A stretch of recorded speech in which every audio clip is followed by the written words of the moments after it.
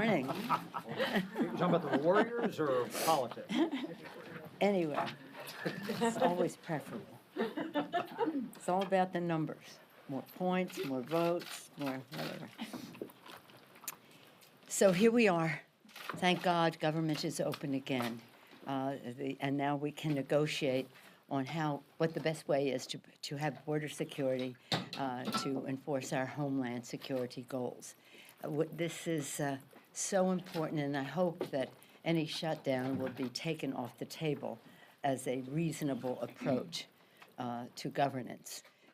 It had terrible impacts, as you know, in the lives of the families affected by our federal employees who are not receiving their paychecks in a timely fashion, by their communities, where since the paychecks were not coming, the community suffered as well in its own individual economies.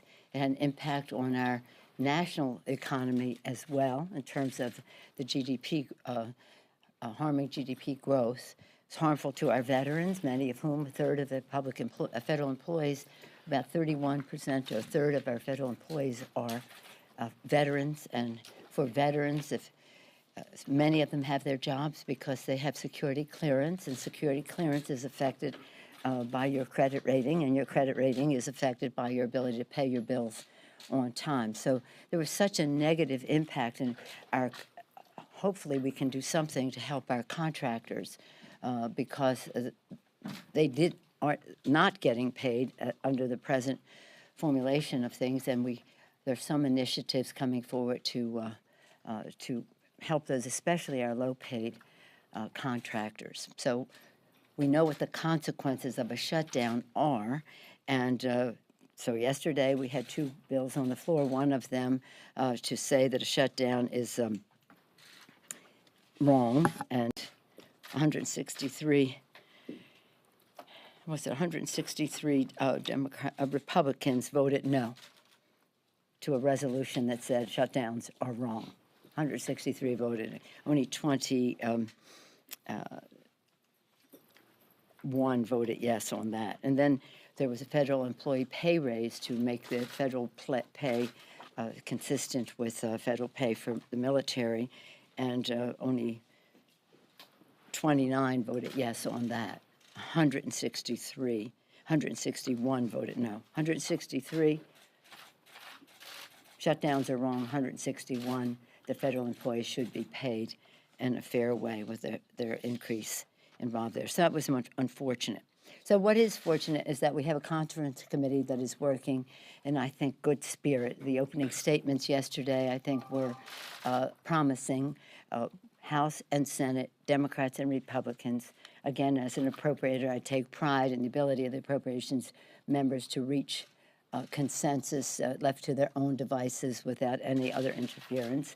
I look to them for guidance. They know their brief. They know the dollar amounts. They know the impact of investments, and all of them. Many of them have experience in all of this. I was very proud of our conferees, including one relatively new member, Mr. Aguilar, because he's the vice chair of the Appropriations Committee in the House, and he is therefore one of the fewer than 5 terms members. So we had every aspect of our caucus represented there. The border security, those members, our 6 conferees, came forth with a public statement about border security, and they put forth what they saw as the best way, the most cost-effective way to have border security. They talked about 1,000 new customs officers, new imaging technology, and critical repairs at the land ports of entry. As you know, 90% of whatever comes into our country comes in the southern border comes through the ports of entry, whether it's asylum seekers or whether it is our drugs and the rest of that. So having more funding to repair and expand the ports of entry is very important. The technology that goes with that, non-intrusive scanning that cars and trucks and all can go right through without stopping, and the rest with improved technology, very important. And then new equipment at mail processing facilities to interdict fentanyl and other opioids shipped through international mail. That's a big issue for us. And cutting-edge technology, not only at the ports of entry, but other places on the border. And then expansion of Border Patrol's air and marine operations along the border and U.S. waters. So that's not the total package, but they are some of the major points of discussion, I would hope, as we go forward now. But I was pleased with yesterday. I thought everybody was of good intention, and that is the way the Appropriations Committee usually works. As this all goes on, we have been, since the election, preparing our For the People agenda, lowering health care costs by lowering the cost of prescription drugs and ensuring that pre-existing condition benefit continues, lowering health care costs, increasing the paychecks by building the infrastructure of America in a green way from sea to shining sea, and H.R. 1, which is moving along our integrity in government to increase the voices of the American people, and so that they know that the people's agenda will happen and not the special interest agenda. So that Paycheck Fairness had one of the hearings yesterday. Yesterday, we also had yesterday was this week we observed the 10th anniversary of President Obama signing the Lilly Ledbetter Act. It was one of the first bills we sent as a Democratic Congress to our newly inaugurated Democratic President of the United States. And his first bill to sign was Lilly Ledbetter, which opened the door to more fairness in the workplace. But it wasn't paycheck fairness completely. So yesterday, on that anniversary, once again, Rosa DeLauro, she's been introducing it, I think, every Congress for as long as I can remember. We did pass it a number of times when we had the majority, but we couldn't get the 60 votes in the Senate, so it never was taken up there. Now Patty Murray is a co-sponsor of the lead sponsor in the Senate on that, and that is equal pay for equal work. Yesterday was the 10th anniversary, as I've said now 3 times. April 2nd is Equal Pay Day. That is the day at which women start to get paid for their work for the year, as opposed to what men make for the year. So we hope that this bill could be signed into law by that day, all a part of the For the People agenda for bigger paychecks, lower health care costs, more integrity in government. Any questions? Yes. Yes, ma'am. We got the blue sign today. How about this? Blue. We match. So. Think blue. During the government shutdown, we heard from President Trump and his offering to provide 3 years of protection for DACA recipients. I'm wondering if in these current negotiations, if the fate of Dreamers is being discussed, or, are Dreamers getting lost in all of this? First of all, let me clarify what the president did. He did not, what he did, the Dreamers, DACA, because that's a narrower universe. The Dreamers are twice the number of the DACA recipients. So, but in his comments, he said he wanted to protect the DACA. What he did was he took away the protections DACA had.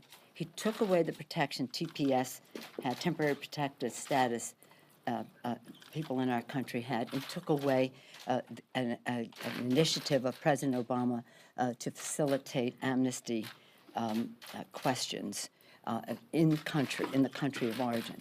He took those away, and then he said, I'm going to give these back to you temporarily if you give me a wall. Well, you shouldn't have taken them away in the first place. These protections were there until you decided to take them away. And so now you're going to come back and say, I'll give them back to you for 3 years. That is not a protection. Protection is something that has certainty to it. So it was really disappointing.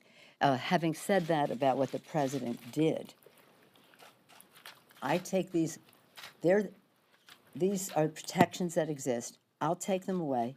I'll give them to you temporarily. You give me a wall permanently, a non-starter.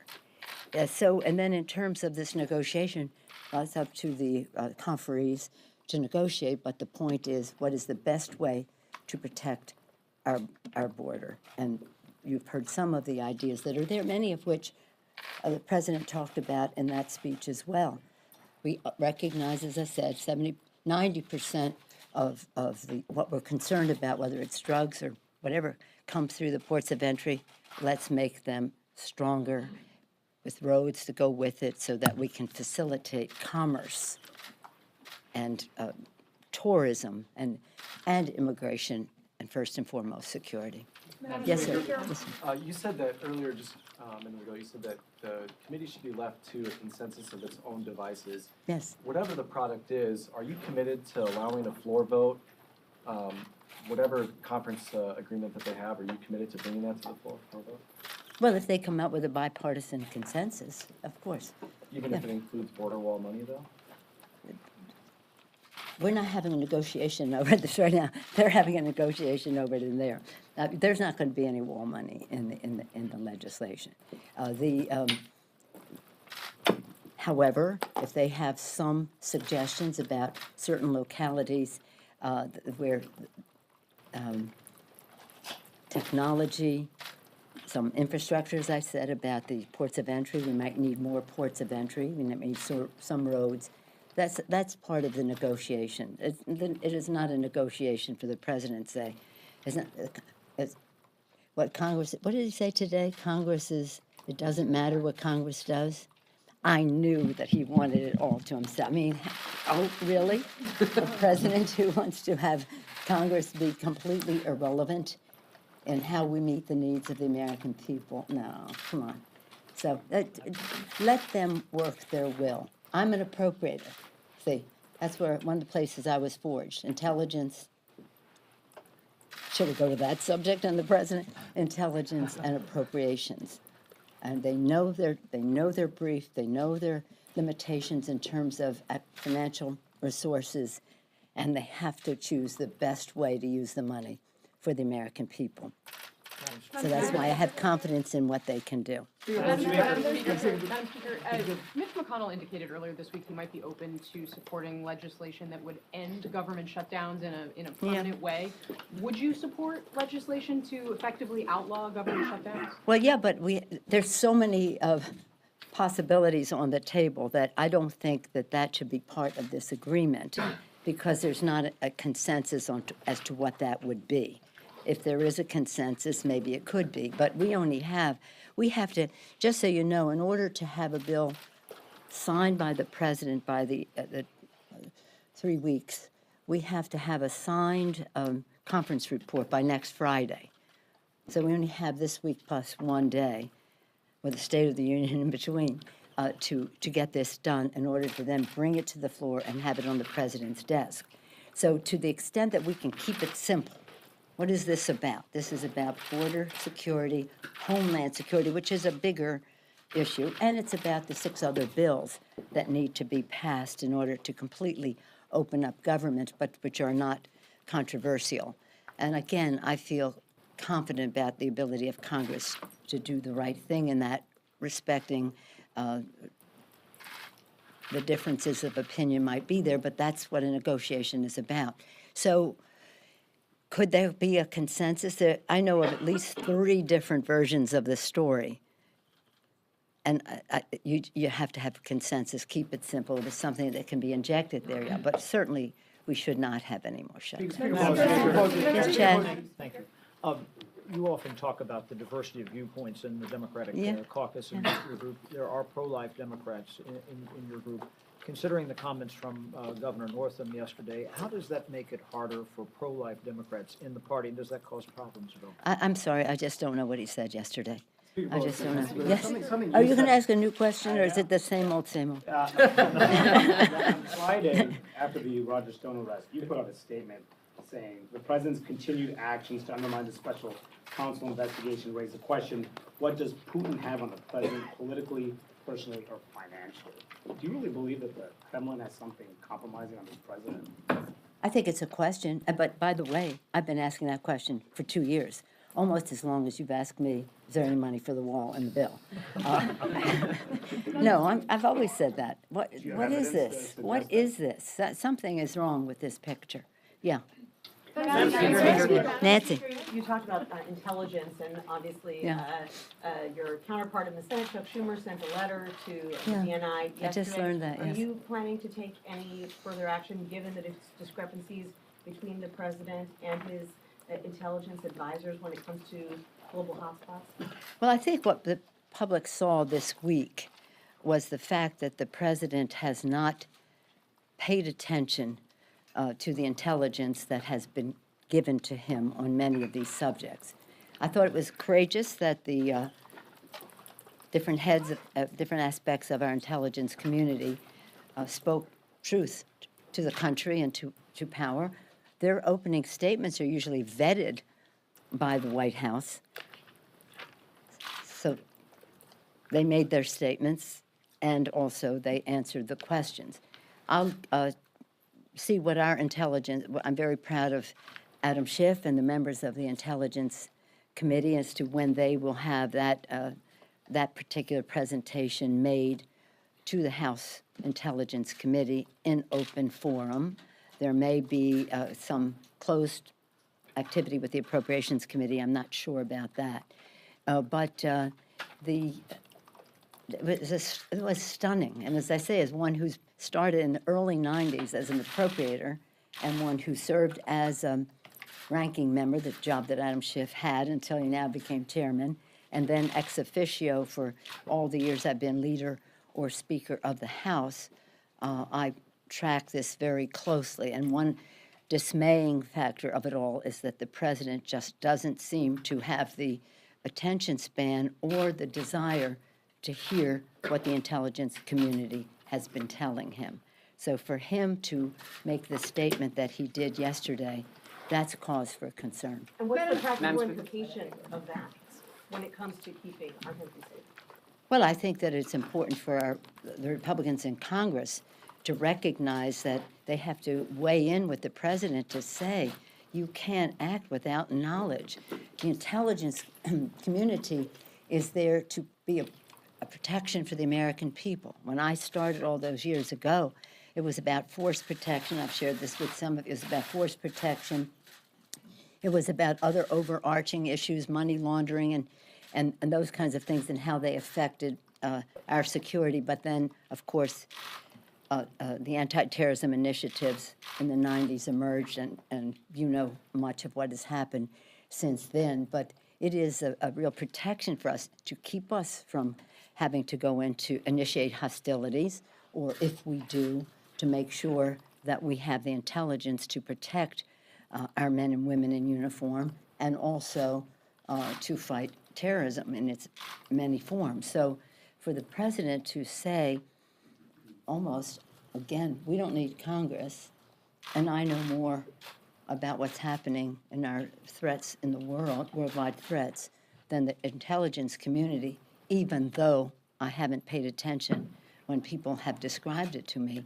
That's a cause for concern, and I would hope that the Republicans in the Congress would either have an intervention with the president about that or recognize the problem that it faces to our country and take some congressional action.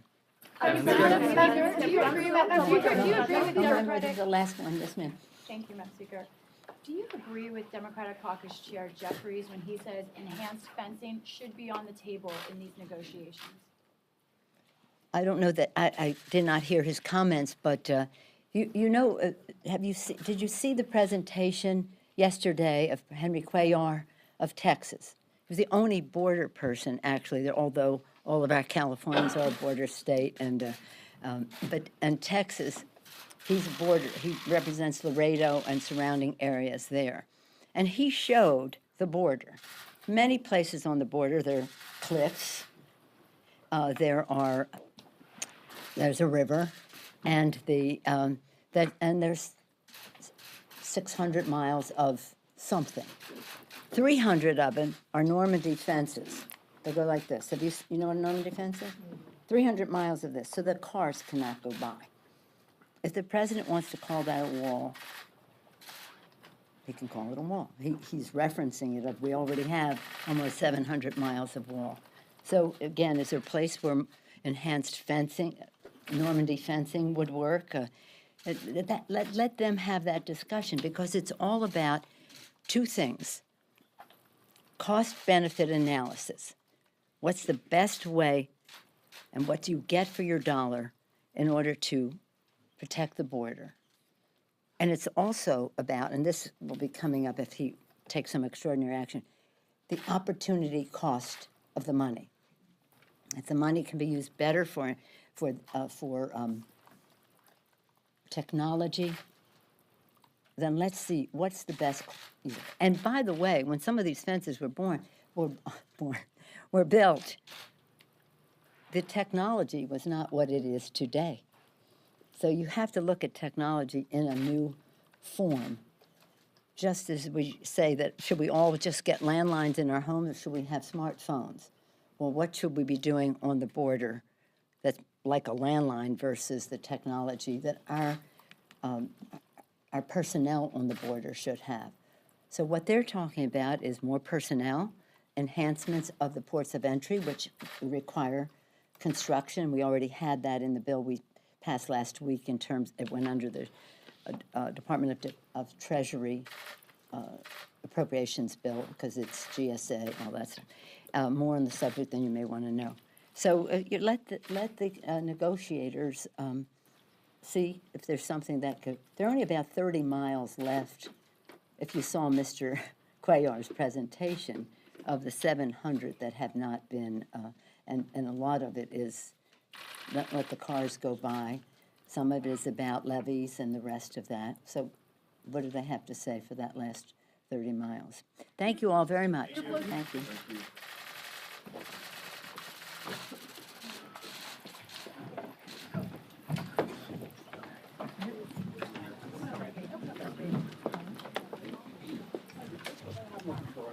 Sorry.